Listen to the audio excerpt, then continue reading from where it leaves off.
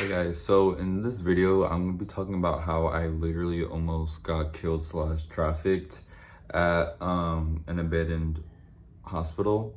To start this off, I'm not like posting this for like views or like clout or anything like that. If anything, it's just like awareness about like these dangerous areas and why like you should not be going to these places. So for some background information, the abandoned hospital was originally the community slash center hospital located on Shinat Road. I don't know if I'm like pronouncing it right, in Santa Rosa.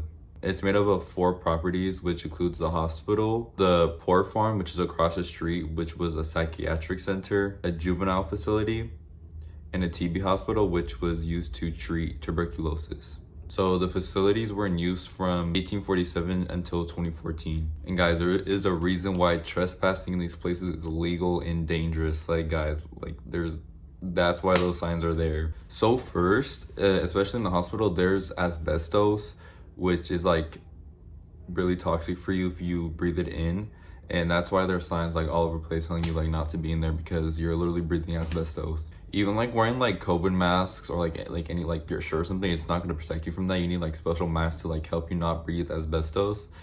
Many historic buildings at that time, like in the 19th century, were like made with asbestos, which is another reason why the city won't demolish the building, because if they do, all the asbestos is gonna go in the air, and yeah, that won't be good. So for now, it's just like sitting there till it rots. Another reason why not to go in there is just because there's a bunch of tweakers, there's dangerous items like needles and stuff. There's human feces, mold, trash. It's just like, do not be going in there. And also there is sex traffickers. I didn't know this until recently, but areas like these abandoned places are like trafficker hotspots, which means like these people who traffic people, they know teenagers are like interested in these areas, and they know teenagers are gonna be there because these places attract a bunch of teens. And I've seen like a lot of teenagers like post like at these properties and stuff. Sorry for all the background information. Like that's just like an idea I want to give to you guys about like where we were at. So this all happened yesterday. It was a group of 8 of us, 5 guys, 3 girls. That'll kind of be important later.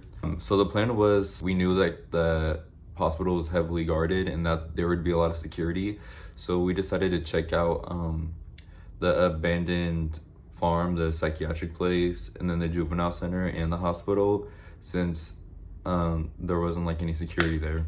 And these 3 properties were located across the street from the abandoned hospital. So we all met up like around 4 p.m. and all of us had taken the bus there except for one. Someone in the group drove there, and they were parked at the parking lot in front of the abandoned hospital. That's also important later. So after we all met up, we like went to the area and we started exploring. In like the farm area, it was mostly just like graffiti, rundown, like small farm buildings, trash, old machinery, and like a lot of spider webs.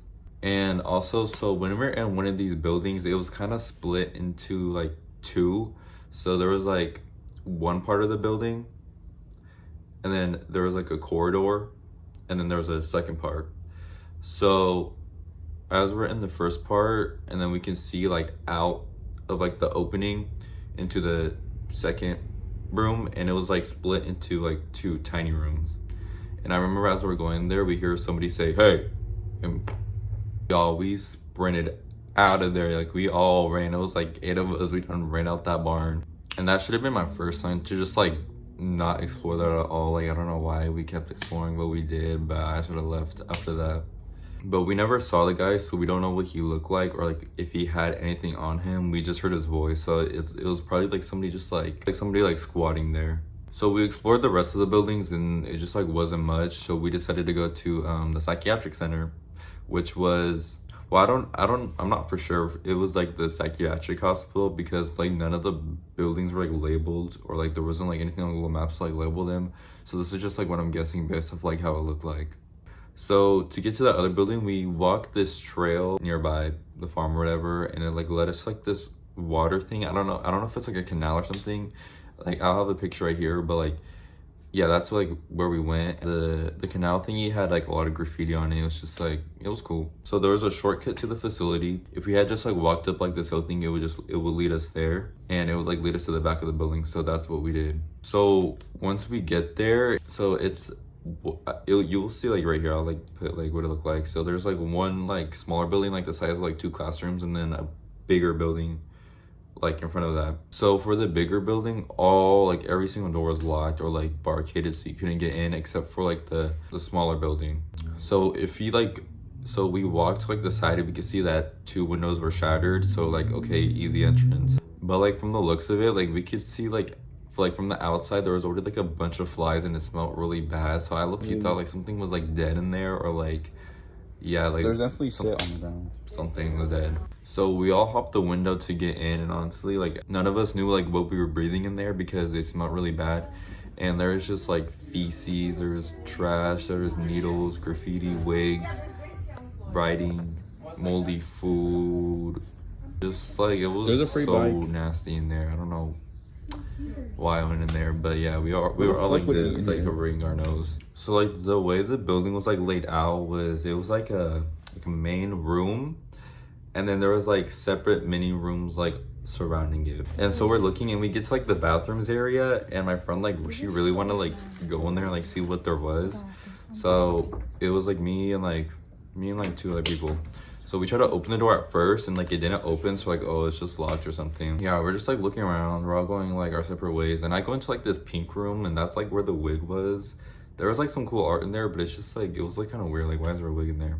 So like as I'm searching in there, I guess they like a few of them had to come back to the bathroom because I guess they thought like they could open like a little, because like it opened a little when they tried to open it. So they tried to open it again, and when they did, I have this on video by the way, when they did, some guy was like, hey, and bruh, everybody freaking ran out. I was like one of the last ones out, like yo, they all just left me. But I get why. I'm scared there's gonna be like a body right there and it's gonna be like, bro. You're taller. Yeah. Doesn't give a fuck. Alright, how about I pulled it and then you push. No, wait.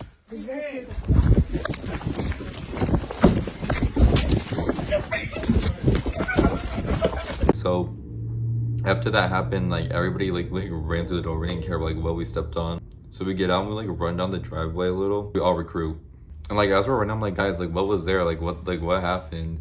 Yeah, so they showed me the video, and I guess there was like a homeless guy in there the whole time, and he had his back like towards the door, so that's the reason why we thought it was locked, so we couldn't open it, because his back was towards it, so we couldn't open it. Again, I don't know why the hell we didn't leave after that, but we didn't. We just kept exploring. So with the main building, we just like kept checking like random doors and stuff to see if it would open, and it didn't. So we started heading down towards another like building like nearby. It was kind of like in a downslope, kind of.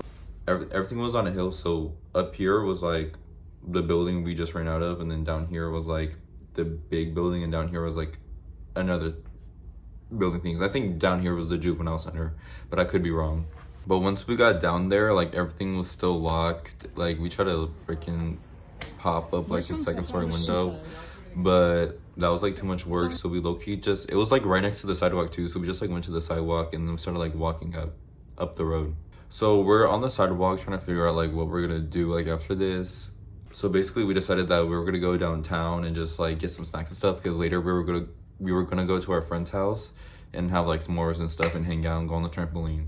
So we're like planning this out as we're walking across the street back to the parking lot where her car was. At this time, we were figuring out like a seating situation. So the girl who had the car, she said that her car can fit 4 people, but 5 if like people squeezed or something. And then this is where like the main thing happened. Like this is where like which I almost died. So it's like 6 p.m. at this point, and the road's like not too busy. It's only like a few cars passing by, even though it is like a big road. So it's the 8 of us gathered by the car, and we're just trying to like figure out like what the ride situation is.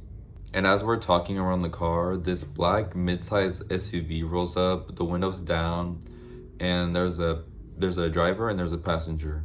The driver, he had ginger curly hair. He had a ginger beard also. He was kind of like dirty, I guess, like not in a rude way, but like you could tell like he didn't shower. He hasn't showered for a few days. He was wearing like one of like those side bags. I forgot what they're called, but yeah, like one of those side bags, and he was wearing a green shirt. And he looked to be like in his late 20s, mid 30s. And then the passenger, he was younger. He was like an Edgar. He was like our age. He was like maybe like 17 to like 19. And he was wearing a black hoodie, and he had a dermal on his cheek. So as this driver's like pulling up, he's like asking stuff in like this language. We thought it was Spanish at first, but he was like still pulling in, so we couldn't really hear. And then he like but he was like still like coming in, so we couldn't really hear him. So he stops the car, and where he parked it, I didn't notice this at first, but where he parked it behind where she was parked in like a way where she couldn't like back out easily, like if she needed to. Like it was kind of like blocking her from backing out, and I didn't notice this at first, but this is why you guys have to like, you have to pay attention to your surroundings, because like these people know what they're doing. Like they're trying to like, they know. I didn't know at that time. And at this time also, there was nobody else in like the parking lot or like in the area. So anyways, he parks, and then he starts like asking us stuff, and I'll help somebody, so I go up closer to the car, and yeah, he's just asking stuff in like a language. I thought he was like speaking like, we thought he was speaking Spanish, so but my friends who speak Spanish, they're like, oh, like we don't know what he's saying. And I was like, oh, I speak French. And then he says something, I thought he said something like Italian, but I don't know. He said this one word, I don't remember what it was. It sounded Italian, but I'm pretty sure it wasn't. So like we're confused. So I asked the passenger, I'm like, do you know like what language he's speaking? And then he was like Slavic, and I'm like, And by like his mannerisms, he seemed either high or he was on something. He didn't seem like he was like here, you know. But he was like in a giggly manner. He's like, he's Slavic. So from that, I knew that they definitely weren't close, or the passenger didn't even like really know this guy. Because first, Slavic is a language group. It's not like a singular language. Like Slavic is made up of a bunch of different languages. And even he didn't know like what the driver was trying to tell us at the time. Like he had no clue. And I think the driver, he might have said Czech or something like that, like Czechia or something like that, but like I can't remember. I was like, oh, okay. So like I got out like a translator on my phone. Like I looked it up, and then I didn't like know like any like Slavic languages. So I just picked Russian. And he kept repeating this one word. I don't remember like what it was, but he kept repeating this one word, and he kept pointing at something, but I didn't know what he was pointing at. So I was thinking he was trying to get into the abandoned hospital. So I put in the translator, are you trying to go into the hospital? I put it from like English to Russian because I didn't know. And then he nods, he's like this. So I'm like, okay, so I think we're successfully communicating, but.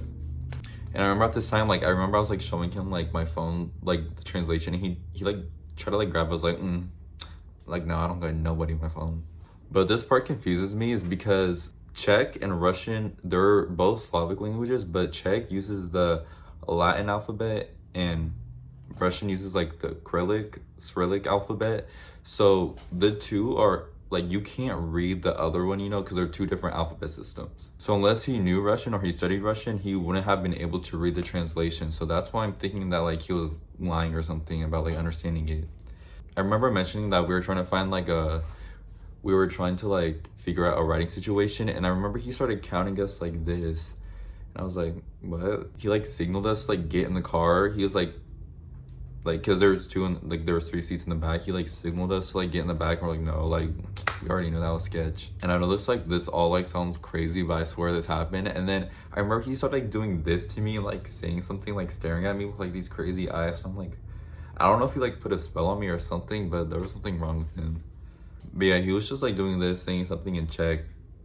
I don't know. And at the time, the girls, they started like getting into the car, and they're like low-key like signaling us to like leave because they knew something was sketchy. But I didn't want to like leave and like leave these two guys hanging because like I'm out, bro. Like I didn't want to be rude. And then the two other guys I was with, they were like just like behind me. They were like 10 feet away probably. After he nodded at the translation of like him wanting to go in the hospital, I put in the translation like, you can go in there, but there's gonna be security. And after I said that, he like unzipped like his side bag thingy, and he pulled out, I kid you not, like a 12-inch machete.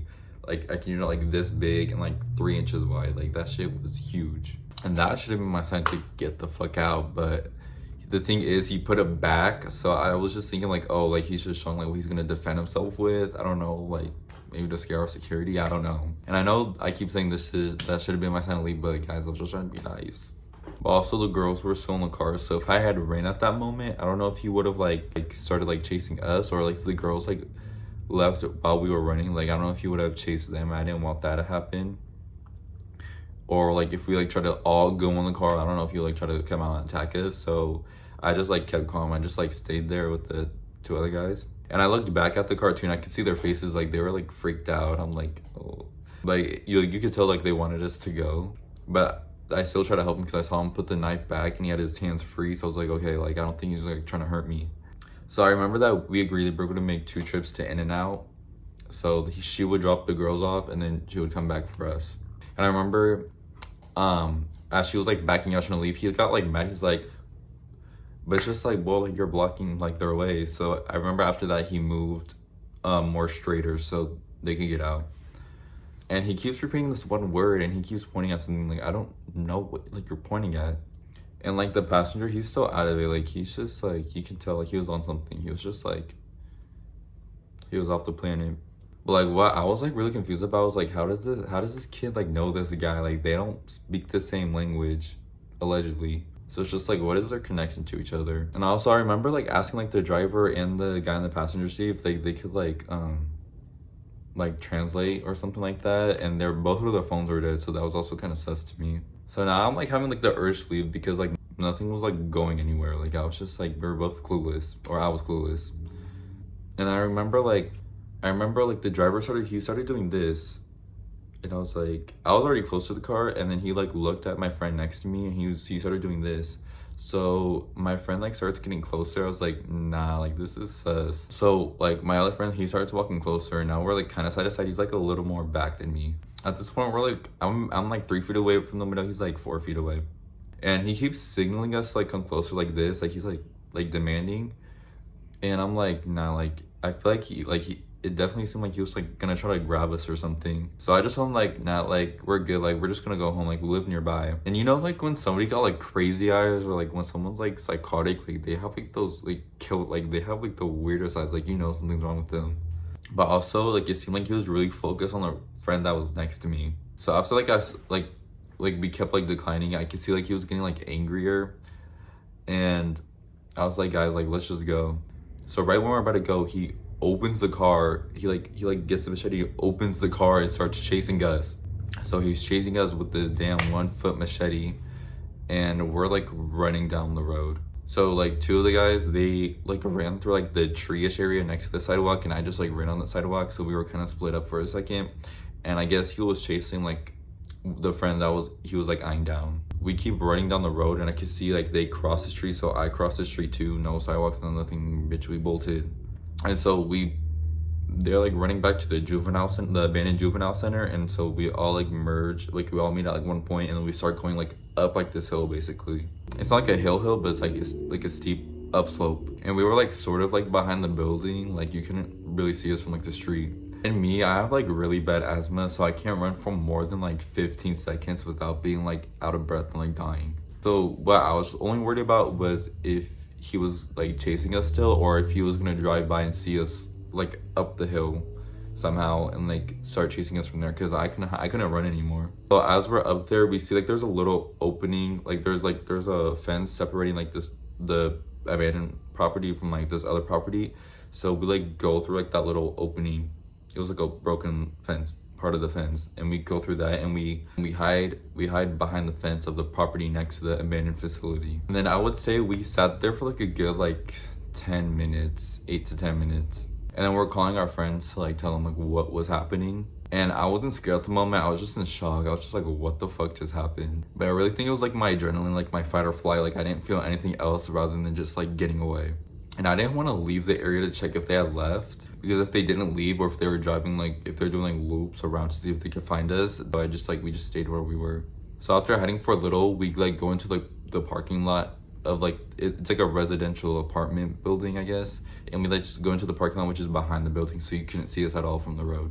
And after that, I called the non-emergency line to tell them what had happened, because my biggest fear was if they do go into the building, like what was their true intentions with the knife? Like what was their true intentions with the machete? Or if like they went up to like another group of kids or like somebody by themselves and did the same thing. So after I called the non-emergency line, I had to give the details and stuff, and then the police came, and then we had to give our statements and stuff. And so we just told our friends to stay at In-N-Out, and the police offered us a ride to In-N-Out. And then we met up with our friends, and then everything was good from there. So at the time, like I wasn't scared, I was just like more in shock. Like it didn't really hit me like the scale of like what had happened. Like now, like I'm low-key like paranoid, I guess. Like yeah, like I feel like a little iffy. And like last night I didn't sleep well at all. Like I kept waking up.